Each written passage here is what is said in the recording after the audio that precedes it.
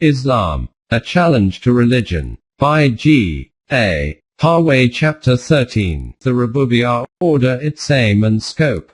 Quranic Social Order. I. The Rububiyyat Order of Society. The main aim of the socio-political group, which embodies the Rububiyyah order, is to provide the individual with full scope for self-development. Its basic principles are that the individual is the focus of value and that the group exists to enable the individual to develop and express himself. It lays primary stress on personal worth. A society based on these principles will be composed of free individuals, each enriching his life by working for the enrichment of all life, and each moving onwards by helping others to do the same. This society should be judged by the solutions it offers for the social, political and economic problems that confront all human groups. We will first consider the economic system it advocates. 2. Capitalism and the Rububiyyah order. Capitalism is the oldest of economic systems. In course of time it was invested with an air of sanctity. People believed that it was the only system which was suited to human nature. They could not imagine that society could prosper and flourish under any other type of economic organization. The industrial and commercial revolutions gave it a powerful impetus and it reached its peak in the 19th century. When capitalism was carried to the extreme, its defects became obvious and could no longer be ignored. No doubt capitalism has certain merits and, in the earlier stages of social evolution, it helped man to create civilization and achieve a higher standard of life. It calls forth some of the best qualities in man, such as initiative, ingenuity, imagination and a capacity for hard work. But its weakness, which washes away all its good points, is that it overemphasizes one factor of production, namely capital. Nay, it gives all credit to it, and fails to do justice to the other equally. Rather more important factor, namely labor. The result is that the bulk of the wealth produced goes to the man who contributes capital and the laborer has to be content with a mere pittance. Capital tends to accumulate in the bands of the few while poverty is the lot of the laborers who constitute the bulk of the population. This unequal distribution of the national wealth, a necessary consequence of capitalism, is tolerated for a time, but, sooner or later, it generates class struggle and paves the way to the dissolution of society. Capitalism is based on two assumptions. The first assumption is that man has an inviolable right to the property that he has acquired. The second is that society can prosper only when it does not interfere with the economic activity of the individual. The capitalist pins his faith on the doctrine of laissez-faire and holds private property to be sacred. He argues that what he has earned through his own ability, skill and effort must be exclusively his own. Nobody can claim a share in it. He may, if he likes, give a part or the whole of it to another, but no one can force him to do so. He will be doing no wrong if he keeps to himself. This attitude is exemplified in Korah, whose story is narrated in the Quran. When he was asked to give a part of his immense wealth to the needy and the poor, he replied exactly like the capitalist of today. Why should I? This is the result of my own capability. 28:78. The Quran tells us that man commits a grave mistake if he believes that Allah owes his wealth exclusively to his own ability and effort. Now, when harm falls on man, he cries to us, and afterwards, when we have granted him a boon from us, he says, "Only by means of my own ability I obtained it." Nay, it is a mischief to think so, but most of them know not. 39:49. The main fallacy inherent in the capitalist's argument is made evident when we look at the conditions on which the production of wealth depends. 4 factors, stated below, contribute to the production of wealth. 1. Man's physical and mental capacities. 2. The education and training he has received. 3. The opportunities available to him. 4. His industry. It is obvious that man can take credit for only the fourth factor, I. The work he puts in. His natural endowments are a gift of God. He did not acquire them through his own efforts. He is indebted to his community for the education and training he has received. Society too provides him with opportunities for producing wealth.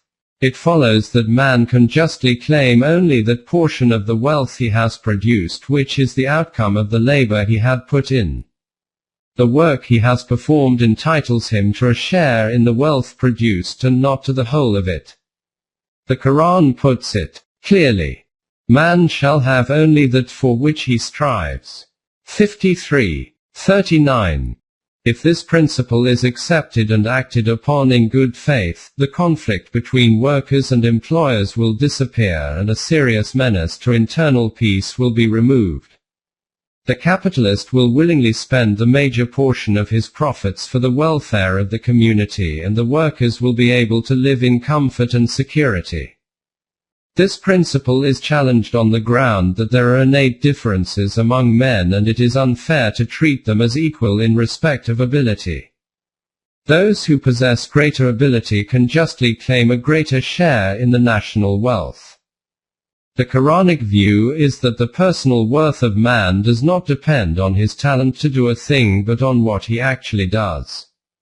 All men are equal in the sight of God, whatever may be the differences among them. Moreover, the argument of the capitalist had weight so long as it was believed that intellectual work was more valuable than manual work. We now believe in the spectrum of values. Any type of work is as valuable as any other, provided man puts his heart into it. Manual work can have as much value as intellectual work.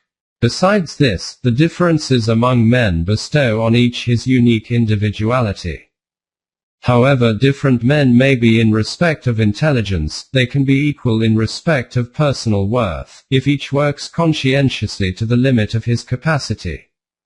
So it is in the interest of society that some men should possess more ability in a particular sphere than others. According to the Quran, the difference in ability amongst various individuals is for the purpose of division of labor. 43:32. And should not constitute a ground for creating inequality in society and meting out different treatment to different sets of men. The knowledge that men are unequal should not be allowed to induce us to relax our efforts to raise the general standard of living in the society. The Rububiyyah order is committed to provide the means for the development of each and every individual. It treats as sacred the right of every man to have full scope for his development. Division of labor is meant to ensure maximum production of wealth. It does not imply that the man who does manual work is inferior to the man who organizes the industry. No doubt the work of one person be more than that of another. The Quran takes the position that a person who earns more should not keep it all to himself, but should give the surplus to those who, through lack of ability or opportunity, cannot earn enough to satisfy their needs. In the ideal society, emphasis would be on mutual help and not on individualism. The following verse puts it clearly. And Allah has blessed some of you above others in respect of capacity to earn livelihood, yet those who are blessed with an abundance restore not their provision to those subordinate to them so that they may share equally with them. It is then the blessing of Allah which they deny. 16:71. The blessing of Allah comprises those advantages that the individual enjoys which have not been gained through his own effort, namely his innate capacities, education, and other opportunities. In gratitude for those gifts, he should use his wealth to help those who are less fortunate than himself. He should regard his wealth as the gift of God, and his gratitude to God should be expressed in acts of beneficence. We should all live as member of a single family, and we are really that being, so to say, God's children. The Father does not discriminate between his children. He loves them all alike. God, as the Quran says, is Rabbul Alameen. 1:1. He takes care of every living being in the world, developed during the last decade, was foreshadowed by the Quran a long time ago. A necessary consequence of this view is that the means of production should not be owned by any one person or group but should be held in common by all. The Quran throws valuable light on this point, as will be shown in the next section. 3. Means of production. Land is the most important of the means of production. The desire to possess it has proved to be a fertile source of strife between individuals as well as between states. Most of the wars have been waged for the acquisition of land. Endless litigation has been the result of disputes regarding the ownership of land. The Quran categorically states that the earth belongs to God and serves the purpose of providing subsistence to all living creatures. Private ownership of land is thus ruled out. And the earth, land, He has created for the benefit of all living beings. 55:10. It is the source of livelihood for men as well as other creatures. And we have provided therein, in the land, sustenance for you, and for those whom you do not provide. 15:20. The point is stressed in another verse. And after that He spread the earth and brought forth from its water and its pasture, and mountains He firmly set. All this He did as a provision for you and your cattle. 79:30-33. It is thus clear that land, like water and air, heat and light, is God's gift to all men. For a man to claim proprietary right to them is, therefore, tantamount to claiming equality with God. The Quran declares in no uncertain terms, "Say thou, do ye indeed believe not in Him who created the earth in 2 long ages, and ascribe ye unto Him rivals? He, and none else, is the nourisher of the universe. And He placed therein stable mountains above it, and blessed it, and measured therein its foods in 4 periods, seasons of the year, alike for those who stand in need of it." 41:9-10. Just as the amount of work put in by man determines his rightful share in the wealth produced, so his share in the produce of the land shall be proportionate to his labor on it. If it had not been for diverse favorable factors, his labor would have been in vain. The Quran points out this in the following verses. And have you seen that which you cultivate? Do you make the seed to grow, or do we make it to grow? If we willed we could surely make it dry, then you cease not to exclaim, Lo, we are laden with debt, nay but we are deprived of harvest. And have you observed that water which you drink? Is it you who shed it from the rain cloud, or are we the shedder? If we willed we could make it bitter. Why then are you not grateful? And have you observed the fire which you strike out? Was it you who made the tree thereof to grow, or were we the grower? We have mentioned all this just to remind you of the real facts. Remember, 1. We have made all this means of provision for the hungry. 56:63-73. We are, therefore, driven to the conclusion that in participating in the divine program of the Rububiyyah order, we are participating in a joint business venture in which the capital investment is made by God and we contribute only labor. We can claim only that part of the land's produce which we have earned through our labor, and must hand over the rest to God, that is, devote for the benefit of society. The poet Iqbal has expressed this idea in lines of exquisite beauty, translated as below. Who nourishes the seed in the soil which no ray of light penetrates? Who raises clouds from the waves of the ocean? Who drove hither favorable wind from the west? Whose is the soil, whose the light of the sun? Who has filled the ear of corn with pearly grain? Who has taught the seasons to change with regularity? Landowner, the land is neither thine nor mine. Thy forefathers did not own it, nor dost thou nor I. Al-e-Jibril, page 161. The Quran declares that the produce of the earth is the means of sustenance for mankind. 50:11. The slightest change in the natural order could deprive man of the means of sustenance. Who is he that will provide for you if he should withhold his provision? 67. 21. The same idea is elaborated in the following verses. Let man consider his food. How we pour water in showers, then split the earth in clefts, and cause the grain to grow therein, and grapes and green fodder, and olive trees and palm trees, and garden closes of thick foliage, and fruit and grasses, provision for you and your cattle. 80. 24-32. Ownership of land is not sanctioned by the Quran, nor is that of any other means of production. The animals eat as much as they need and leave the remainder for others.